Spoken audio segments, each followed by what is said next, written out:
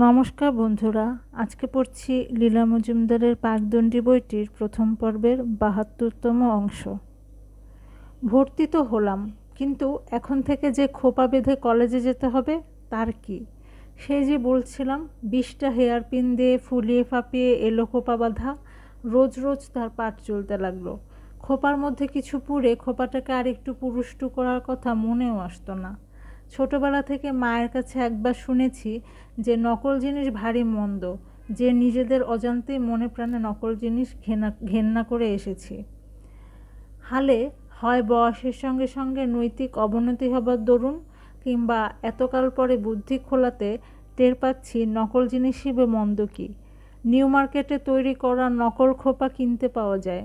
চুল টুল না থাকলেও কোনো উপায়ে সে উপায়টা এখনও রপ্ত করতে পারেনি। ওই নকল খোপাটি মাথায় এঁটে কেশবতী কন্যা হওয়া যায়।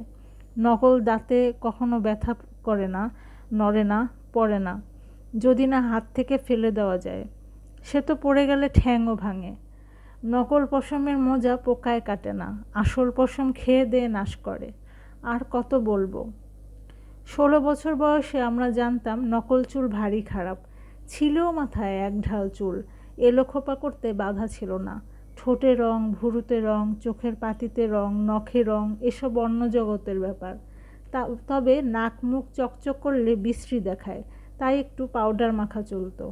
তাও মুখে মাখার জন্য এক আলাদা রকম পাউডার কিনতে হয়, সেটা শিখতে সময় লেগেছিল। প্রসাধনের কথা বাদ দিয়েও অন্য সমস্যা ছিল। সারাদিন একগাদা কাপড় চোপড় টেনে বেড়াতে হতো। সে পোশাকের ডিজাইন হয়েছিল মহারানী ভিক্টোরিয়া যখন প্রথম সিংহাসনে চড়েন নির্ঘাত সেই সময়। ১৯২৪ সালে আমরা তখনও তার সময়কার ভেতরের কাপড় চোপড় পরতাম। অন্তর্বাস কথাটার তখনও চল হয়নি। শুনলে নিশ্চয় একটু অসভ্য অসভ্য মনে হতো। আমরা কী পরে কলেজে যেতাম তাই বলি। প্রথমে হাঁটু পর্যন্ত লম্বা একটা ইজের, তার উপর গলায় কণ্ঠা থেকে পায়ের কবজি অবধি লম্বা একটা সাদা লং ক্লথের সেমিস, তার উপর কোমর থেকে পায়ের গোড়ালি অবধি লম্বা লং ক্লথের সায়া। ওপর দিকে সেমিজের উপর ছোট হাতাওয়ালা আঁটো একটা বডির ওপর কনুই হাতা কণ্ঠা অবধি উঁচু একটু ব্লাউজ, আর সবার উপরে ডান কাঁধে পিন দিয়ে আঁটা ব্রাহ্ম ফ্যাশনে পরা শাড়ি। তখন থেকেই সামনে কুচি দিয়ে মাদ্রাজি ফ্যাশনে কাপড় পরার রেওয়াজ শুরু হয়েছিল। কিন্তু বাবার দৃঢ় বিশ্বাস ছিল ও ফ্যাশনটা ভারী অসভ্য। কাজে দিদি আর আমি এমএ পাশ করে স্বাধীন হবার আগে পর্যন্ত ব্রাহ্ম ফ্যাশনে শাড়ি পরেছি পায়ে ছোট গোড়ালি পর্যন্ত। বাড়িতে বাঙালি ধরনের কাপড় আর পায়ে চটি কিংবা খালি পা। সে যাই হোক, আমি হলপ করে বলতে পারি আমরা ওইসব পরে যখন অরক্ষিতভাবে ট্রামে চড়ে এমএ পড়তে যেতাম আর ছেলেদের সঙ্গে ক্লাস করতাম, তখন আমাদের শরীরে কোনো জায়গায় এতটুকু উঁচু নিচু টক্কর আছে বলে মালুম দিত না। তবে স্বাভাবিক ওজনের চাইতে নিশ্চয় আমরা 2 ভরি হয়ে যেতাম। তাছাড়া আরেকটা অসুবিধা ছিল, যা ভুক্তভোগী ছাড়া কারো টের পাওয়া অসম্ভব ছিল। সেটি হলো যে ওই তলাকার সেমিজটা, তার উপরকার পেটিকোটটা আর সবার উপরকার শাড়িটার আড়াই প্যাচ পরস্পরের সঙ্গে মাঝে মাঝে এমনি জড়িয়ে যেত যে হাঁটায় দায় হয়ে উঠত। আর গরু তাড়া করলে যে কী হতো সে ভাবলেও গা শিউরে ওঠে।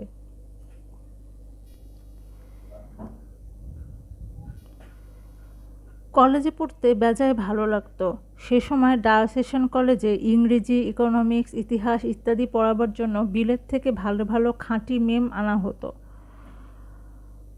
আর সিস্টার ডরোথি ফ্রান্সিস তো ছিলেনই। মনে হয় খুব ভালো পড়ানো হতো। ইন্টারমিডিয়েট ক্লাসে ইতিহাস পড়াতেন চারুলতা দাস। এর আগে আমরা স্কুলের ওপরের ক্লাসেও ইতিহাস পড়েছিলাম। পাতলা ছিপছিপে অতি পরিপাটি করে কাপড় চোপড় পরা এক অভিজাত খ্রিস্টান পরিবারের মেয়ে। ভারী কড়া, কিন্তু চোখ দেখে সন্দেহ হতো, সেই সঙ্গে বেজায় রসবোধও ছিল। পরে যখন নিয়ম হয়ে গেল যে এমএ পাস না করলে কেউ কলেজে পড়াতে পারবে না, তখন আধবুড়ো চারুদি কোমর বেঁধে লেগে গেলেন। সমানে অধ্যাপকার সঙ্গে সঙ্গে নিজে পড়ে তৈরি হয়ে 1930 সালে আমি যেবার এমএ দিলাম সেবার উনিও ইতিহাসে এমএ দিয়ে পাশ করে পুরনো চাকরিতে ফিরে গেলেন। আরও 8-10 বছর পরে উনি ডায়োসেশন স্কুলের অধ্যক্ষা হয়ে অনেক দিন অতি দক্ষভাবে বিদ্যালয় চালিয়েছিলেন। পরে শুনতাম ওরা নাকি বেজায় কড়া মেজাজ, শুধু ছাত্রছাত্রীদের নয়, তাদের মা বাবাদেরও নাকি বুকে ভূত ভাগিয়ে দিতেন। আমি কিন্তু তার কাছ থেকে আগাগোড়া অত্যন্ত স্নেহ ও সহানুভূতি পেয়েছি। একসময় আমাদের ক্লাস টিচার ছিলেন, মনে আছে তখন আমরা বাংলা শেখার চেষ্টা দেখে ভারী উৎসাহ দিতেন। মাস্টারানি জিনিসটা নিয়ে লোকে হাসাহাসি করে, যেন ভারী কৌতুককর কিছু। মা বাবারা কত সময়, বিশেষ করে বাবারা, মেয়েদের কাছে তাদের দিদিমণিদের নিরস চেহারা আর কড়া মেজাজ নিয়ে তামাশা করেন। এ একটা মজার ব্যাপার। পুরুষ অধ্যাপকরা স্বাভাবিক জীবন কাটান, তাদের স্ত্রী পুত্র পরিবার থাকে, হয়তো মাঝে মাঝে মনে হয় না থাকলেই ছিল ভালো। তবু তাদের জীবন থেকে সব রস শুকিয়ে যায় না। তাছাড়া তাদের বন্ধুবান্ধব নিয়ে বাইরের একটা সরস জীবনও থাকে। মেয়েদের কিছুই থাকে না। আমাদের দেশে সব মেয়ে বিয়ে হয়ে যাওয়ার কথা, তা সে দুঃখেরই হোক সুখেরই হোক। তবু বিধবারা আছে, আর যে কোনো কারণেই হোক বিয়ে হলো না এমন অনেক মেয়ে আছে। তাদের মা বাবা যতদিন বেঁচে থাকেন তারা একটা বাড়ির আদর যত্ন পায়। তারা গেলে প্রায়ই দেখা যায় বোর্ডিংয়ে, হোস্টেলে কিংবা কোথাও একখানা ঘর নিয়ে তাদের জীবন কাটে। যে ঘরটি একটা নিরাপদ আশ্রয় হলেও নিজের বাড়ি নয়। মনের ক্রমর বৃত্তিগুলো শুকিয়ে গেলে আশ্চর্য হবার কিছু নেই। এসব মেয়েরা পরের ছোট ছেলে মেয়েদের দেখলে হয় গোলে কাদা হয়ে যায়, নয় নির্মম উগ্র মূর্তি ধারণ করে। উভয় ক্ষেত্রে ছেলে মেয়ে পড়াবার যোগ্যতা হারায়।